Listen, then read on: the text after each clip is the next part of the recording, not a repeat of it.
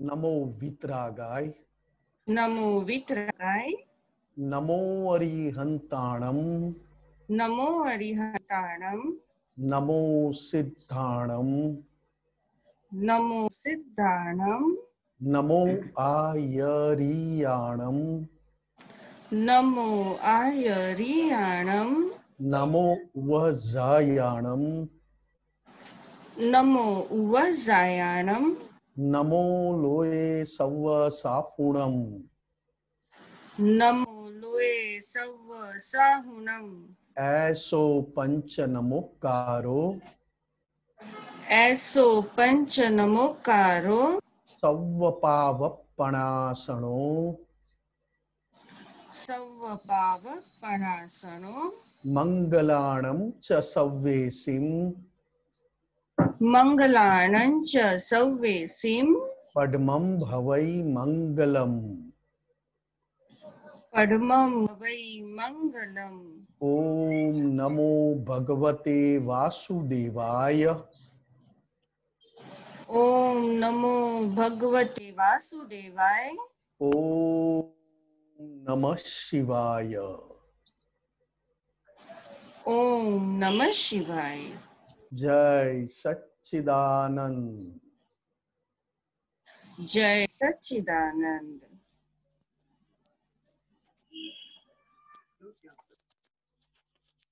जय सच्चिदानंद। जय सच्चिदानंद। निमेशानंद जी, निमेशानंद जी, हाँ जी, हाँ जी। जय આજનો सच्चिदानंद। આજે બહુ પવિત્ર દિવસ છે.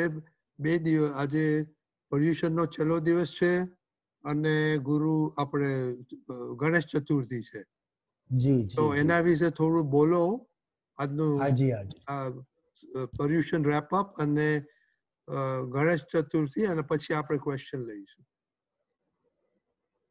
ऐसे तो देखने जाए हम तो हमारे लिए हर दिन हर क्षण प्रतिक्रमण के स्वरूप में जाना चाहिए। ये एक प्रथा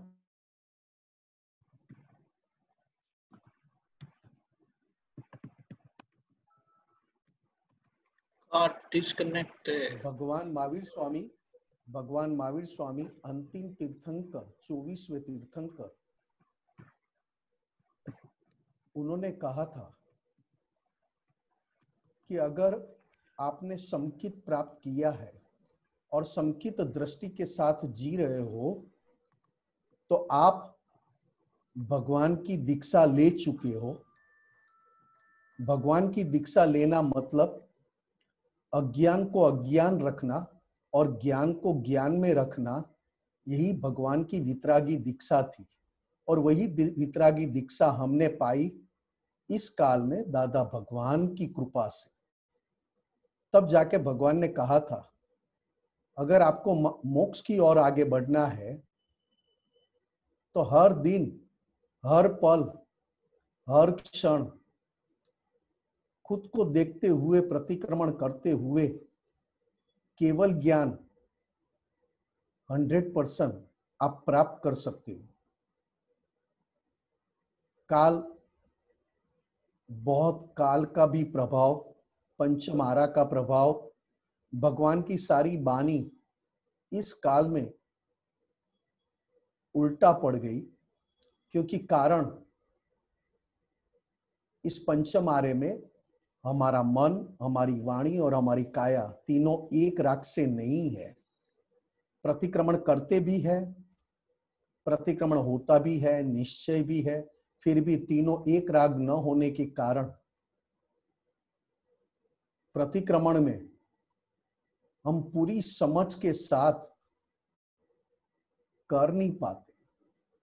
कहीं ना कहीं समझ हमारी कच्ची रह जाती है और प्रतिक्रमण भी कच्चा रह जाता है। ये प्रतिक्रमण करते करते करते करते एक सम्यक बुद्धि का प्रभाव है। विपरीत बुद्धि का प्रभाव प्रतिक्रमण करने ही न दे, अतिक्रमण ही करवाए, और सम्यक बुद्धि का प्रभाव अतिक्रमण होते ही प्रतिक्रमण तुरंत करवाए, वही सम्यक बुद्धि का प्रभाव है।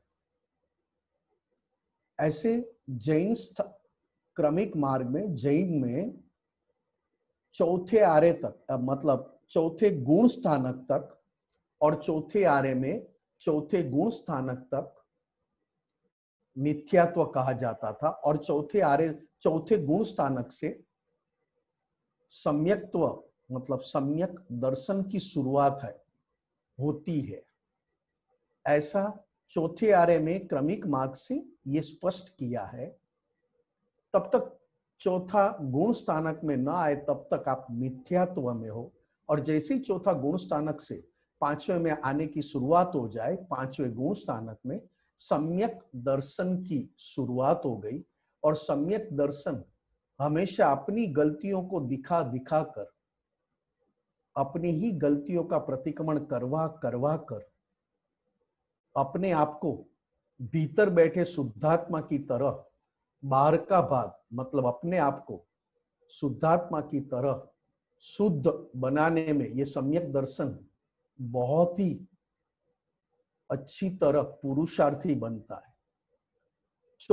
चौथा गुण स्थानक और पांचवें गुण स्थानक के बीच की ये बात है, और उसकी वजह से आगे जाके पंचम आर्य में लोग नहीं समझ पाएंगे ये सारी बातें। इसके लिए एक तरफ प्रतिक्रमण होना, प्रतिक्रमण के पहले पूरा अपना शुद्धात्मा का निश्चय पक्का करना कि मैं निश्चय निर्णय से केवल शुद्धात्मा हूं, बाकी सारी चीजों से मैं मुक्त हूं और सारी चीजें पराई है, केवल मेरा स्व और स्व गुणों से मैं हमेशा अमर हूं।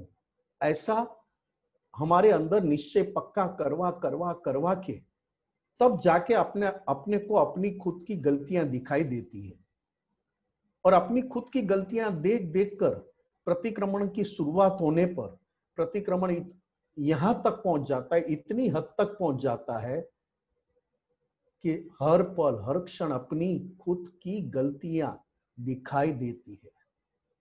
ये बात न समझ में आने पर 1 महीना 30 दिन श्रावण मास मतलब ज्ञानी पुरुष की भजना करो, शिव भगवान मतलब आत्मज्ञानी पुरुष, उसमें भी इस काल में अक्रम विज्ञानी धीट धीट आश्चर्य जिनकी तुलना हम किसी के साथ नहीं कर सकते, 24 तीर्थंकर भगवंत भी उनको प्रमाण करके स्वीकार करते हैं।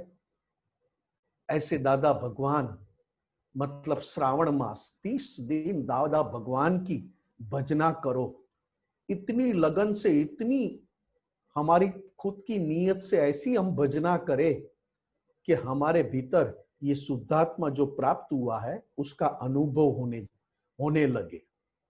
और जैसी 30 दिन में थोड़े दिन बाकी है, तुरंत ही हमारे अंदर अतिक्रमण दिखता है और प्रतिक्रमण होने लगता है। और प्रतिक्रमण होते होते होते होते होते चौथ और पांचम दोनों दिन बहुत पवित्र है और दोनों सम्यक दर्शन में आ चुके हैं। ऐसे तो चौथ का एंड और पांचम की शुरुआत।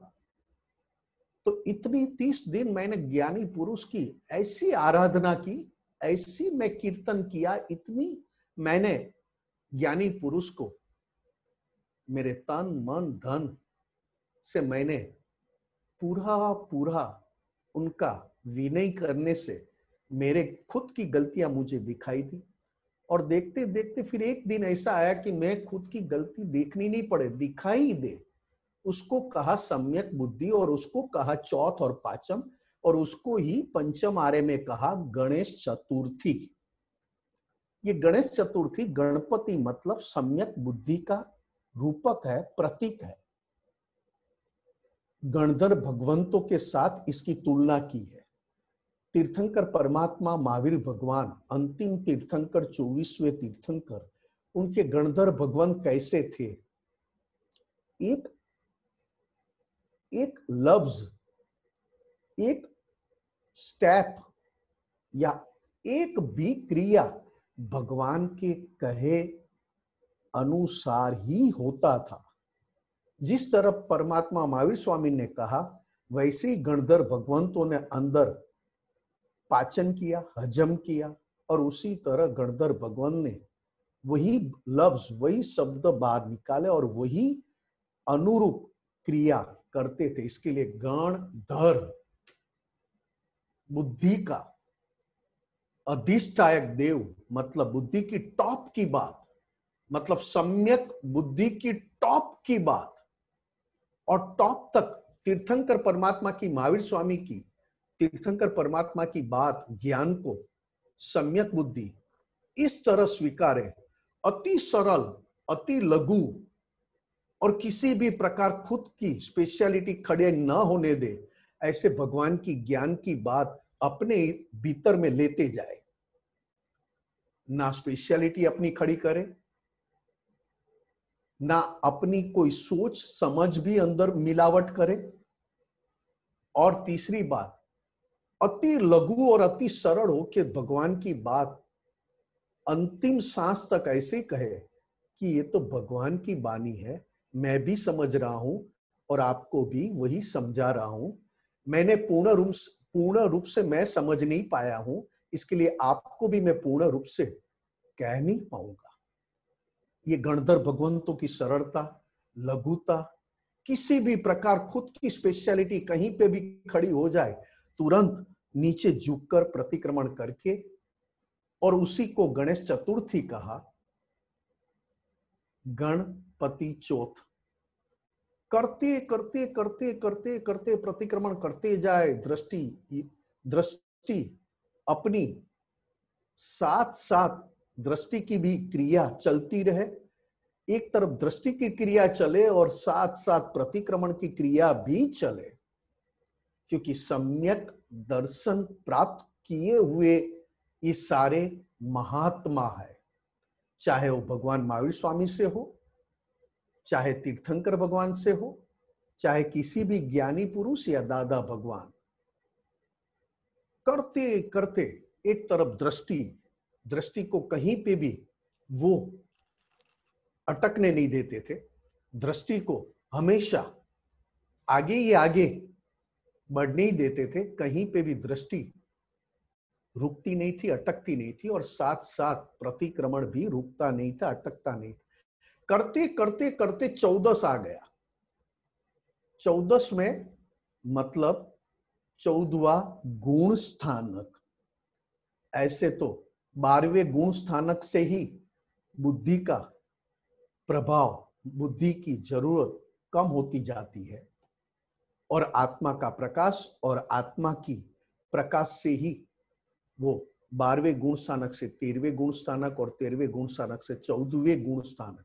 14वें गुण स्थानक में बुद्धि 100% पिघल जाती है, बुद्धि वहां पे 100% शुद्धात्मा में मिलजुल जाती है, मिक्स हो जाती है। इसके लिए कहा अनंत 14, चौथ को गणपति को लाओ और 14 को गणपति का विसर्जन कर दो। विसर्जन करना मतलब अब आत्मा का प्रकाश इतना खुला हुआ है कि बुद्धि के प्रकाश की अब आवश्यकता नहीं है, और बुद्धि का प्रकाश स्वयं खुद आत्मा के प्रकाश में घुल मिल जाता है हमेशा के लिए। जिस स्वरूप में था उसी स्वरूप में वापस चला जाता है। अभी हमारे पास जो बुद्धि का प्रकाश है वो संपूर्ण शुद्ध, मतलब आत्मा का है, आत्मा का प्रकाश, मगर संपूर्ण शुद्ध नहीं है। तो 14 में गणपति भगवान को विसर्जन करते हैं। कहाँ विसर्जन करते हैं? तो क्या वही कुदरती में, पानी में, क्योंकि उसका स्वभाव ही गणपति का पानी जैसा। कैसा मतलब? सम्यक बुद्धि। तो क्या सम्यक बुद्धि हमेशा कोई भी किसी भी संजोग में किसी भी व्यक्ति निमित्त बनकर कितना भी पानी को गर्म करे, मगर उसका स्वभाव तो ठंडा पड़ना ही है। ठंडा पड़ना मतलब प्रतिक्रमण होना, और गर्म होना मतलब भीतर से कहीं ना कहीं अतिक्रमण के रूप में, या तो कहीं पे हमारी दृष्टि की कमजोरी की वजह से गर्म हो जाना। और जैसे ही पता चला कि पानी गर्म हुआ है, ठंडा तो अपने आप होगा ही, मगर उसमें ठंडा होने में अगर मैं एक प्रतिक्रमण का बहुत अच्छा झोंक दे दूं तो पानी ठंडे के साथ स्वच्छ और शुद्ध भी बनता है। यही बात पूरी ये चातुर्मास में 4 महीने में सभी धर्मों के लोगों ने किसी ना किसी प्रकार अपना त्योहार रख दिया है, चाहे फिर मुस्लिम हो, चाहे हिंदू हो, चाहे जैन हो, किसी भी हो। ये चातुर्मास में 4 महीने में सभी धर्मों ने अपना अपना त्योहार किसी भी तरह रखकर अपने आप को बचा लो, क्योंकि ये 4 महीना बारिश की सीजन में कम खाओ और उपवास ज्यादा करो, यानी कम खाओ और खाली ज्यादा रखो, ये समझाया है। अगर कम खाओगे और खाली ज्यादा रखोगे तो शरीर निरोगी रह पाएगा, और शरीर निरोगी रह पाएगा तो आध्यात्म की ओर आप आसानी से आगे बढ़ पाओगे। और ये 4 महीनों में चातुर्मास में सभी धर्मों ने त्योहार क्यों रखा? एक ही बात, पूर्ण रूप से, मुख्य रूप से एक ही बात, क्योंकि 4 महीने में ये बारिश की सीजन में मैथुन, सभी समझते होंगे ये शब्द, मैथुन मतलब विषय विकार, सभी जीवों को उत्पत्ति होती है। आप देखोगे 4 महीने में बहुत जीव जन्म लेते हैं, थोड़े दिन रहते हैं और वापस अपनी आयुष्य खत्म हो जाती। इतने जीव जन्म लेते हैं तो कैसे होता है? तो कि 4 महीने में सबसे ज्यादा प्रभाव मैथुन का है। मैथुन मतलब विषय विकार। डेफिनेटली मनुष्य इस कुदरती प्रोसेस से भी बाहर है। हम सब, जैसे मनुष्य के अलावा सभी जीव कुदरती रूप से है, और कुदरती रूप से होने के कारण ये 4 महीने में अपने जीवों की उत्पत्तियां, मतलब जन्म होते जा रहा है। एक केवल मनुष्य का थोड़ा हटके है, फिर भी मनुष्य इस सीजन में भी उन्हें भी मैथुन विषय विकार खड़ा होता है। और ये 4 महीने में विषय विकार खड़ा होने से शरीर बहुत कमजोर पड़ जाता है, क्योंकि शरीर का जो अर्क है, शरीर का मजबूती मतलब चित्त को बहुत ही पावरफुल रखने के लिए जो अर्क है, वो अर्क अगर जो खर्च हो जाए तो मनुष्य लाश के रूप में कहलाता है।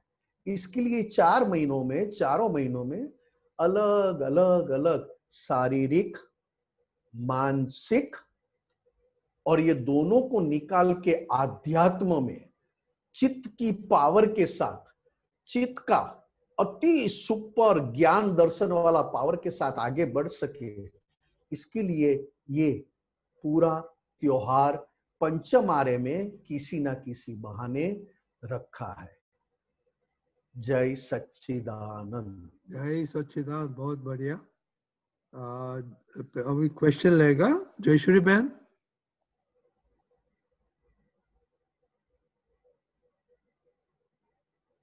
जयश्री अनम्यूट करिए।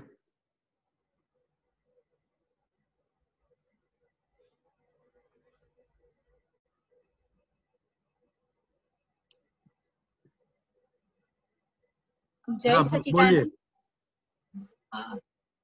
मेरा तो नहीं है कोई क्वेश्चन, और मुझे नहीं है मेरा। ओके, नहीं है। जय सच्चिदानंद। जय सच्चिदानंद, जय सच्चिदानंद। जय सच्चिदानंद। विनोद भाई। या